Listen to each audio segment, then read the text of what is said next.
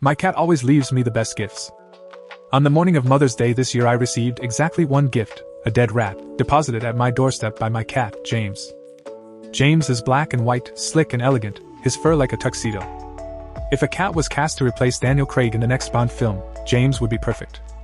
In fact, the resemblance is how he got his name in the first place. "Thank you, James," I said, bending to stroke his fur as we both examined the little rotting carcass on the welcome mat. He looked up at me hopefully as if expecting me to take a nibble of his offering. "I'll get to that later," I promised. The rest of the family had forgotten the holiday. Not that I blamed them. My husband Saito was busy at work, pulling 70-hour shifts as he prepared a series of PowerPoints to explain his company's corporate structure to a potential buyer. In the meantime, the twins June and Lily were busy with spring soccer and last-minute prep for their upcoming AP tests. I spent some time idly making myself coffee while the family slept. Then, around 9 o'clock they all flew past in flurry, the twins off to a soccer game and Saito headed to the office. It wasn't until they'd all left that a lump began to form in my throat, and I headed to the backyard to have a little cry. I felt silly. It was a made-up holiday, after all. Not like Christmas or a birthday, though Saito forgot my birthday too this year. For a few minutes, I sat on one of the patio chairs, sniffling pathetically, hoping no one returned early to see me like this. I was about to go back in when I saw James. He was over in the corner of the yard, lying in the shade. Right away, I could tell something was off about him. James always slept curled in a ball, his chin resting on his rear haunch. Today, he was stretched out, bent awkwardly. Even stranger, he seemed to shimmer in the few spots where the dappled sunlight caught his fur. Slowly, I walked over, clicking my tongue in the way he liked. When he didn't move, I softly called his name. Finally, I reached out to touch him, only to find his fur wet. Drawing my hand back, I found it red and bloody in the sunlight, which is when I started screaming. I called Saito a few minutes later. "I need you to come home," I said. "James is dead." "Your friend James? From college?" "Our cat." I realized I was screaming into the phone. "Our only cat." I could practically hear him roll his eyes on the far end of the line. "It's not a good day for this," he said. "I can come back a bit early, take care of the body. Just leave it alone for now." I spent many hours alone that day, sitting in the backyard. In time, flies found James and began to lick at him with their little straw mouths, dipping their horrible little hands in his blood and rubbing them together. It was no use shooing them away. I was sunburned raw by the time Saito came home. He looked at me, incredulous. "What happened to you?" "I was standing vigil," I explained. He rubbed at the bridge of his nose. "Where's the cat?" he asked, and I gestured to the backyard. Every inch of my skin throbbed from the sunburn, but it felt right, like my inside and outside pain matched in some harmonious way. Saito grabbed a wastebasket and started walking toward the backyard. "What are you doing?" I asked. "Taking care of James," he said, trying to use a gentle tone, as if explaining to a child that it was time for bed. "You'll bury him," I said. "At the foot of the maple. 3 feet deep at least." He shook his head. "That's not even legal, Han. Besides, I was working all day. I'm exhausted." 3 feet deep," I said, and then I went into the garage to find his shovel. The one I located wasn't used, though we must have bought it years ago. I brought it in and handed it to Saito. He took it without a word and went outside. An hour later, he came in dirty and sweaty. He headed to the shower. I walked to the maple to find the earth there freshly disturbed from digging. Then I found one of James's favorite toys, a fuzzy bird that had once had a bell inside, and affixed it to a stick, which I placed at the head of the grave. At dinner, the twins showed up still in their soccer uniforms. They'd spent the day at the park with friends after the game. "Happy Mother's Day," said June, somewhat sheepishly. She handed me an envelope with a gift card to Jazzy Juice inside. "Thanks," I said. "What's Jazzy Juice?" "It's a smoothie thing," explained Lily. "It's $20. "Thank you," I said again, staring at the card. Maybe I was making a face. "If you don't want it, I can take it back," said June. "My friends and I go there all the time." "No," I said. "I love it.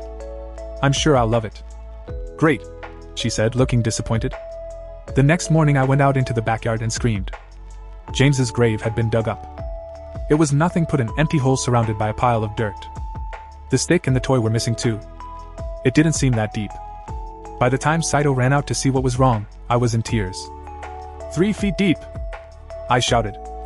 I said 3 feet deep. "The soil gets really rocky when you go down that far," he said. I figured it didn't matter. It mattered! I screamed. I decided to take some me time that afternoon, so I headed to Jazzy Juice. I tried to figure out the menu while I was in line, but I got overwhelmed by all the options. Finally, when I got to the front of the line, I asked if I could just get a basic orange juice.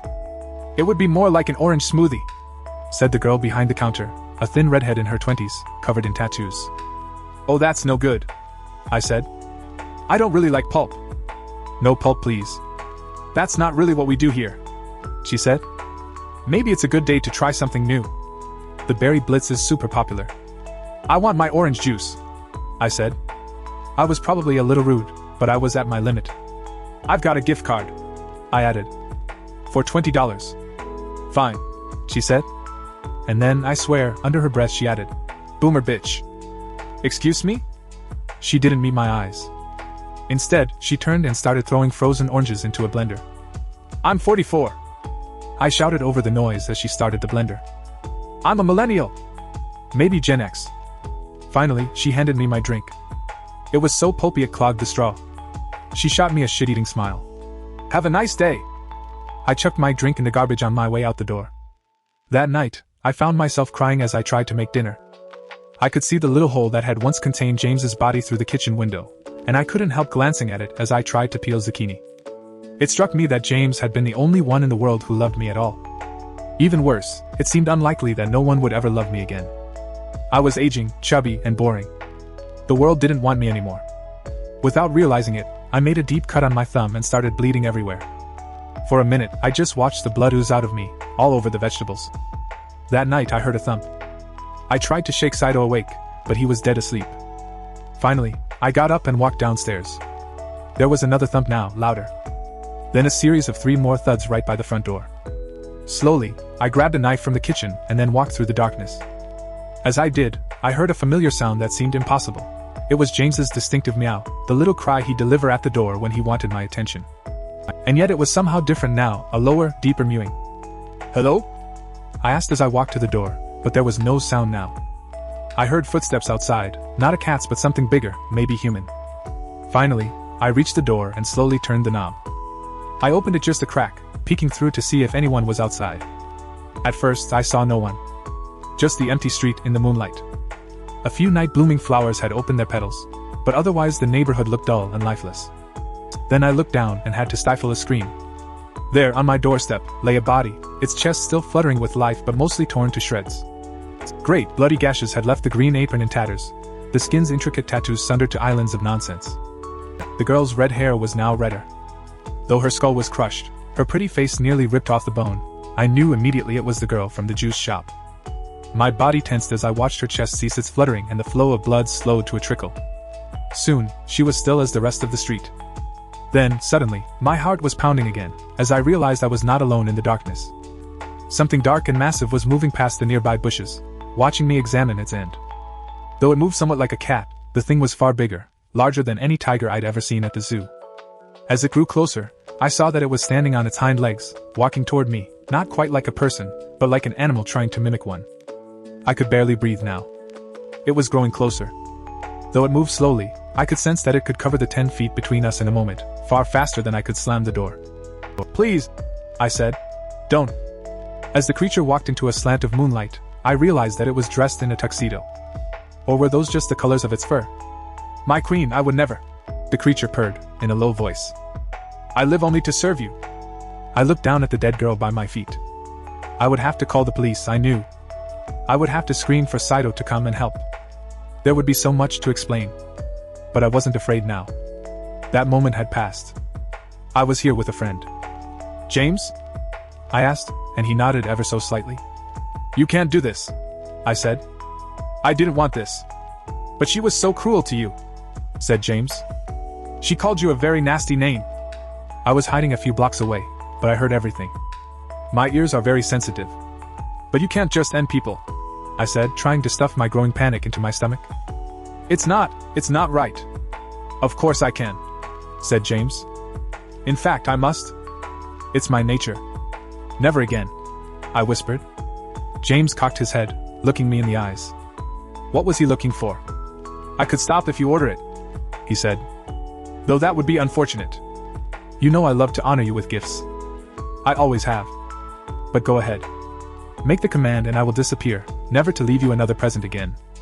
I looked down at the dead girl, all torn to shreds. There was a certain beauty in it, like a stained glass window, sublime in its brokenness. Just say the word, James said again. But I didn't. Thank you, I finally said, bending to look closer at the dead girl. For the gift. It was but a trifle, my queen, said the thing. Until next time. And then, bowing slightly, he backed away and bounded into the darkness.